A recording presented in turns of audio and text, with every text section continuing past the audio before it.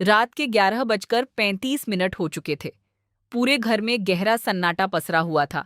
सिर्फ एक कमरे से हल्की हल्की सिसकियों और फुसफुसाहट सुनाई दे रही थी। मैं रिया 18 साल की अपनी छोटी सी कोठरी वाले कमरे में लेटी हुई थी। मेरी दीवार काफी पतली थी, जैसे कागज की परत हो। पास वाले गेस्ट रूम की हर छोटी मोटी आवाज साफ आ जाती थी। आज फिर वही पुराना खेल शुरू हो गया था।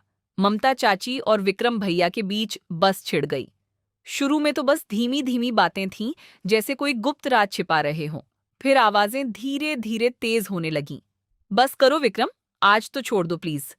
ममता चाची की आवाज थकी थकी और थोड़ी उदास लग रही थी। तुम हर रात यही करते हो, कब रुकोगे? विक्रम भैया की आवाज में गुस्सा भी था और गहरी चाहत भी। तुम्हें पता है ना, मैं तुम्हारे बिना एक पल नहीं पाता, भैया ने कहा। मैं चुपचाप बिस्तर से उठ खड़ी हुई। मेरे कमरे में एक पुरानी लकड़ी की खिड़की थी। उसकी जाली कई साल पुरानी होकर डीली पड़ चुकी थी। हवा के साथ पड़ोस के कमरे की हर बात साफ सुनाई देती थी। मैंने धीरे से कान जाली से सटा दिया। अंदर का नजारा देखते ही मेरी सांसें रुक सी गईं। विक्रम भैया ममता चाची को बिस्तर पर धीरे से लिटा रहे थे। चाची विरोध कर रही थीं, हाथ हटा रही थीं, लेकिन वो विरोध सिर्फ नाटक था। आंखों में साफ सहमति झलक रही थी। भैया ने अलमारी खोली और कुछ पुरानी तस्वीरें निकाल कर दिखाई। चाची ने एक नजर डाली, चेहरा शर्म से लाल हो गया, फिर आंखें नीचे कर लीं। अगले ही पल उन्होंने हाथ बढ़ाकर भैया को अपनी तरफ खींच लिया। मैं वहीं से हिल नहीं पाई। सांसें तेज चलने लगीं। दिल इतनी जोर से धड़क रहा था कि लगा कोई सुन लेगा। पूरे शरीर में अजीब सी सिहरन दौड़ गई। बिना सोचे मेरा हाथ खुद खुद नीचे की तरफ चला गया। पहली बार ऐसा महसूस हो रहा था, लेकिन रोक नहीं पाई। आंखें बंद करके मैं खुद को उस मंजर में पूरी तरह खोने लगी। तभी विक्रम भैया की नजर खिड़की की जाली पर पड़ गई। जाली के पीछे मेरी तेज सांसें और हल्की हरकत दिख रही होंगी। एक पल के लिए उनकी आंखें मेरी तरफ ठहर गईं। मैं चुपके चुपके भैया को देख रही थी। अचानक उनकी नजर मुझ पर टिकी। उन्होंने हल्की राज भरी मुस्कान दी। वो मुस्कान पहले कभी नहीं देखी थी। रिया, आज ऑफिस ड्रॉप कर दूं? भैया ने अचानक पूछा। चाची ने हैरानी से देखा। आज तो ड्राइवर आ रहा है? नहीं, मैं खुद ले जाऊंगा। भाई बहन का टाइम भी तो चाहिए, भैया ने कहा। मैंने हल्के से सिर हिलाया। मन में एक तूफान बन रहा था। कार में बैठकर हम निकल पड़े। भैया ने कहा। मैंने हल्के से सिर हिलाया। मन में एक तूफान बन रहा था। कार में बैठकर हम निकल पड़े। सुबह का रास्ता सुनसान था। हल्की धुंध सभी चारों तरफ फैली हुई थी। मैंने कहा, भैया, मैं ड्राइव करने लंबे समय से प्रैक्टिस नहीं हुई। भैया हंसे। ठीक है, लेकिन सावधानी से। मैं ड्राइवर सीट पर बैठ गई। भैया पास वाली सीट पर, उनका हाथ धीरे से मेरे कंधे पर आ गया। मैंने जानबूझकर कार को हल्का झटका दिया। भैया का हाथ मेरी कमर पर आ गया। उन्होंने हाथ नहीं हटाया।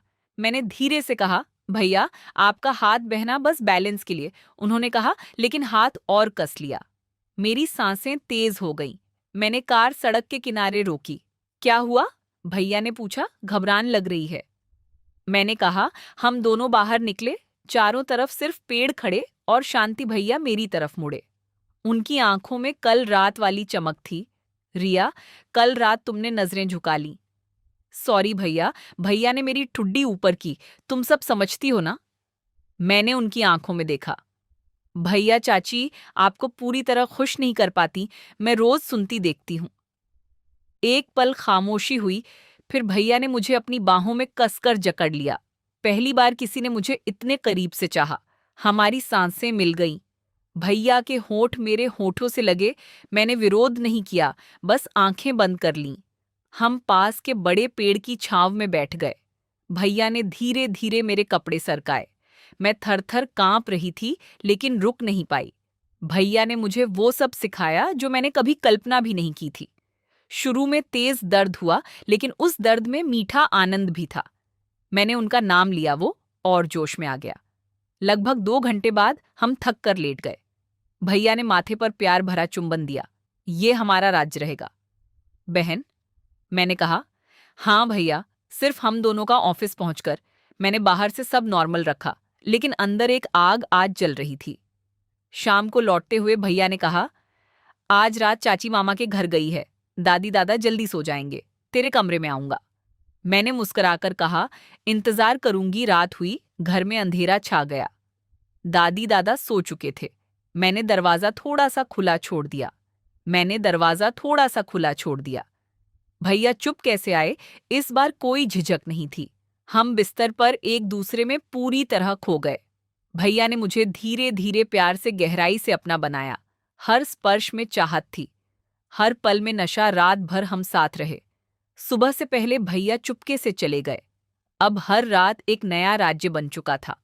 हम दोनों का गहरा छिपा हुआ बंधन दुनिया से दूर, सिर्फ हमारा। दोस्तों, कहानी कमेंट में बताओ और ऐसी स्टोरी चाहिए सब्सक्राइब कर लो।